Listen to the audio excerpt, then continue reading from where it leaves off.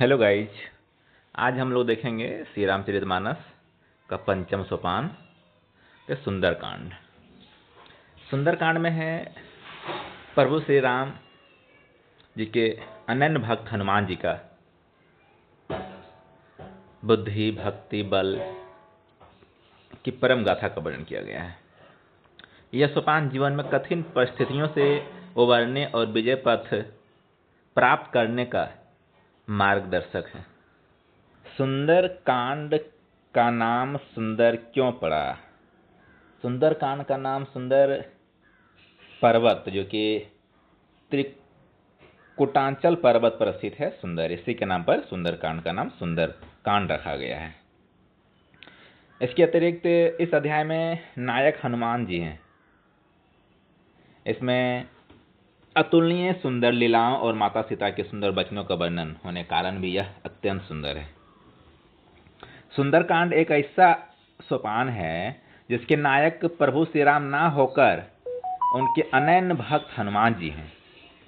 इसका पाठ करने से व्यक्ति के भीतर सोई हुई शक्तियां जागृत होती है, आत्मविश्वास बढ़ता है और समस्त भय नष्ट होता है। सुंदरकांड में श्री हनुमान जी परम बलशाली, बुद्धिमान, सेवा भाव के जीवन प्रतीक हैं, जो प्रभु के कार्य सिद्ध करने के लिए समुद्र पार करने में सक्षम है। माता सीता धैर्य, सुचिता और अटूट विश्वास की पराकाष्ठा, जो कठिनतम काल में भी लंका के अशोक वाटिका में मर्यादा में लीन रही। विभीषण अधर्म के गढ़ लंका में रहकर भी धर्म का पालन करने वाले प्रभु राम की शरण लेकर लंका के कल्याण का मार्ग प्रशस्त करने वाला भक्त एकमात्र विभीषण जी ही थे। यहाँ के सभी लोग अधर्मी थे, लेकिन एक मात्र विभीषण जी ही धर्म को पालन करते थे। समुद्र लंघन और पथ की बाधाएं। जामवंत के प्रेरणादायक वचन के कारण ही श्री राम जी के कृपा से हनुमान की खोई हुई शक्ति पहचान कर और महेंद्र पर्वत से विशालकाय रूप धार कर छलांग लगाई थी। अधर्म की नगरी में धर्म की ज्योति जलाने वाला एकमात्र विभीषण जी थे। जब हनुमान जी लंका में प्रवेश किए थे तो उन्होंने देखा कि विभीषण का घर स्वच्छ था, दीवार पर राम नाम अंकित था और तुलसी का सुंदर वन था। हनुमान जी ने अपना रोप ब्राह्मण का धरकर विभीषण जी से भेंट किया। विभीषण ने रोते हुए प्रभु मिलन की व्याकुलता प्रकट की। हनुमान जी ने उन्हें ढाढ़स बनाया और विभीषण ने ही माता सीता के अशोक वाटिका में होने का मार्ग बताया। तो फिर हनुमान जी वहां से अशोक वाटिका के लिए प्रस्थान किए। हनुमान जी ने अशोक वाटिका की घनी शाखाओं में छिपकर माता सीता को अत्यंत दुर्बल और दुखी अवस्था में देखा। वे निरंतर त्रिजटा दासी से केवल प्रभु श्री राम की कुशल पूछ रही थी और विरह में मग्न थी। रावण आकर माता सीता को डराता धमकाता है और अपनी पटरानी बनाने का प्रलोभन देता है, परंतु माता सीता तृण यानी घास के तिनके की आड़ लेकर रावण को मर्यादा का पाठ पढ़ाती है।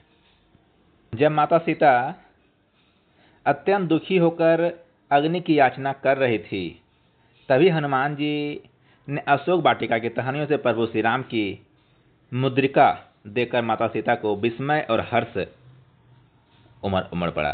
तत्पश्चात हनुमान जी ने मधुर वचनों में राम कथा सुनाकर अपना परिचय दिया।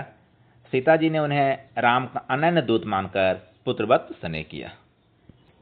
इसके बाद जब हनुमान जी को भूख लग गया था तो माता सीता से आज्ञा पाकर भूख मिटाने के बहाने हनुमान जी ने अशोक वाटिका के विशाल वृक्षों को उखाड़ फेंका और राक्षसों को चुनौती दिया।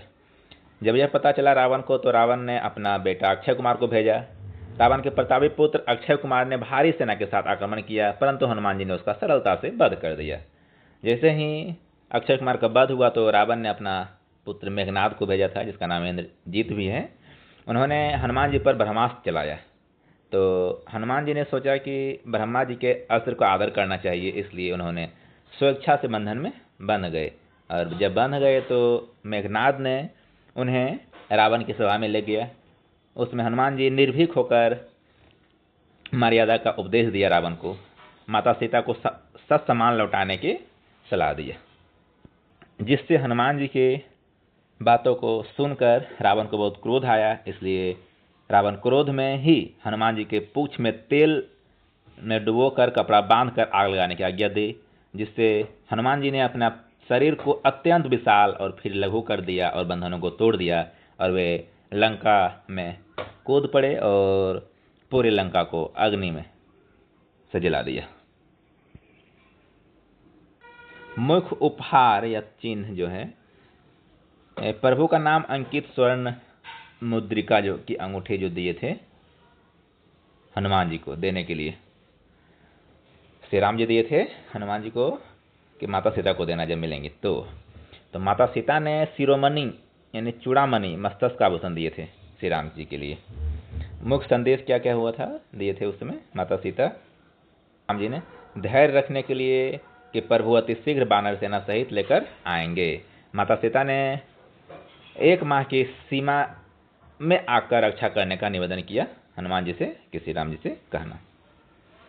मनोदशा और भाव, विरह की सघनता और रक्षक होने का टूट संकल्प, पूर्ण शरणागति, विरह वेदना और अन्य निष्ठा माता सीता का।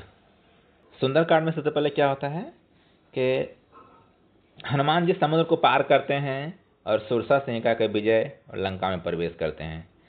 जब लंका में प्रवेश करते हैं तो सबसे पहले विभीषण जी से भेंट होता है, अशोक वाटिका में माता सीता से भेंट होता है और मुद्रिका देते हैं।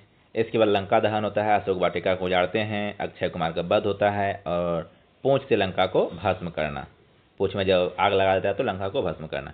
विजय संकल्प, वापसी, राम मिलाप, विभीषण, शरणागति और समुद्र तट पर सेना का मार्ग। यानी सुंदरकांड में ही समुद्र तट पर श्री राम का सारी सेना आ जाते हैं।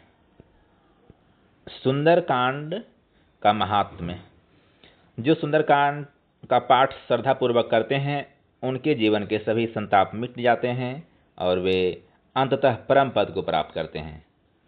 सकल सुमंगलदायक रघुनायक गुणगान, सादर सुनहि ते तरहि भव सिंधु बिना जल जान। बोल दे सियावर रामचंद्र की जय। मिलते हैं पुनः अगले वीडियो में।